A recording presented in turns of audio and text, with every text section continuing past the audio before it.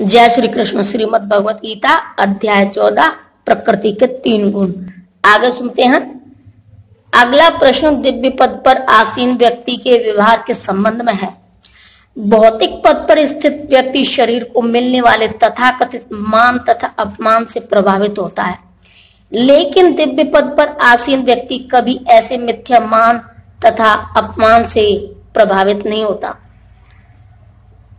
वह कृष्ण भावनामृत में रहकर अपना कर्तव्य निभाता है और इसकी चिंता नहीं करता कि कोई व्यक्ति उसका सम्मान करता है या अपमान। वह उन बातों को स्वीकार कर लेता है जो कृष्ण भावनामृत में उसके कर्तव्य के अनुकूल हैं, अन्यथा उसे किसी भौतिक वस्तु की आवश्यकता नहीं रहती, चाहे वह पत्थर की हो या सोना। वह प्रत्येक व्यक्ति को जो कृष्ण भावनामृत के संपादन में उसकी सहायता करता है अपना मित्र मानता है और वह अपने तथाकथित शत्रु से भी घृणा नहीं करता। वह संभाव वाला होता है और सारी वस्तुओं को समान धरातल पर देखता है, क्योंकि वह इसे भली भांति जानता है कि उसे इस संसार से कुछ भी नहीं लेना देना। उसे सामाजिक तथा राजनीतिक विषय तनिक भी प्रभावित नहीं कर पाते, क्योंकि वह क्षणिक उथल पुथल तथा उत्पातों की स्थिति से अवगत रहता है। वह अपने लिए कोई कर्म नहीं करता। कृष्ण के लिए वह कुछ भी कर सकता है, लेकिन अपने लिए वह किसी प्रकार का प्रयास नहीं करता। ऐसे आचरण से मनुष्य वास्तव में दिव्य पद पर स्थित हो सकता है। जो समस्त परिस्थितियों में अविचलित भाव से पूर्ण भक्ति में प्रवृत्त होता है, वह तुरंत ही प्रकृति के गुणों को लांघ जाता है और इस प्रकार ब्रह्मा के स्तर तक पहुंच जाता है। तात्पर्य: यह श्लोक अर्जुन के तृतीय प्रश्न के उत्तर स्वरूप है। प्रश्न है, दिव्य स्थिति प्राप्त करने का साधन क्या है? जैसा कि पहले बताया जा चुका है, यह भौतिक जगत प्रकृति के गुणों के चमत्कार के अंतर्गत कार्य कर रहा है। मनुष्य को गुणों के कर्मों से विचलित नहीं होना चाहिए। उसे चाहिए कि अपनी चेतना ऐसे कार्यों में न लगाकर उसे कृष्ण कार्यों में लगाए। कृष्ण कार्य भक्ति योग के नाम से विख्यात है, जिनमें सदैव कृष्ण के लिए कार्य करना होता है। इसमें न केवल कृष्ण ही आते हैं, अपितु उनके विभिन्न पूर्णांश भी सम्मिलित हैं, यथा राम तथा नारायण। उनके असंख्य अंश हैं। जो कृष्ण के किसी भी रूप या उनके पूर्णांश की सेवा में प्रवृत्त होता है, उसे दिव्य पद पर स्थित समझना चाहिए। यह ध्यान देना होगा कि कृष्ण के सारे रूप पूर्णतया दिव्य और सच्चिदानंद स्वरूप हैं। ईश्वर के ऐसे रूप सर्वशक्तिमान तथा सर्वज्ञ होते हैं और उनमें समस्त दिव्य गुण पाए जाते हैं।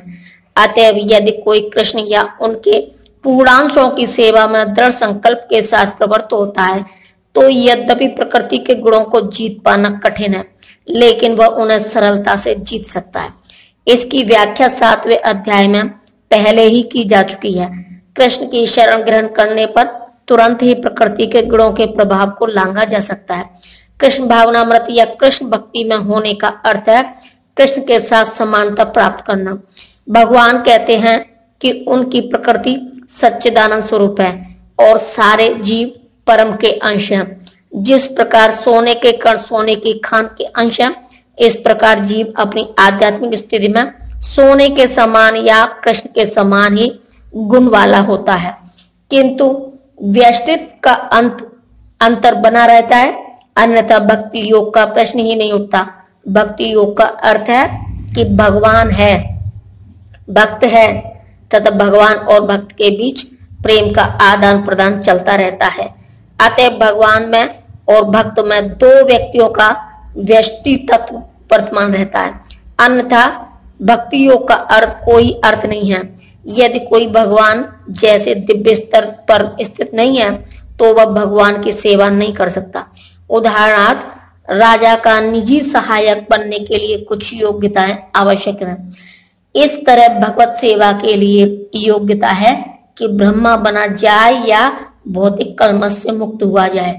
वैदिक साहित्य में कहा गया है, ब्रह्मो संब्राह्यते।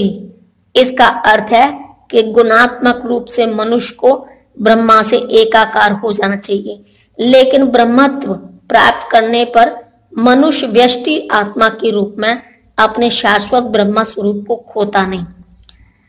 और मैं ही उस निराकार ब्रह्मा का आश्रय हूं, जो अमर्त्य, अविनाशी तथा शाश्वत है और चरम सुख का स्वाभाविक पद है। तात्पर्य, ब्रह्मा का स्वरूप है अमरता, अविनाशिता, शाश्वतता तथा सुख। ब्रह्मा तो दिव्य साक्षात्कार का शुभारंभ है। परमात्मा इस दिव्य साक्षात्कार के मध्य अद्वितीय अवस्था है और भगवान परम सत्य के चरम साक्षात्कार हैं।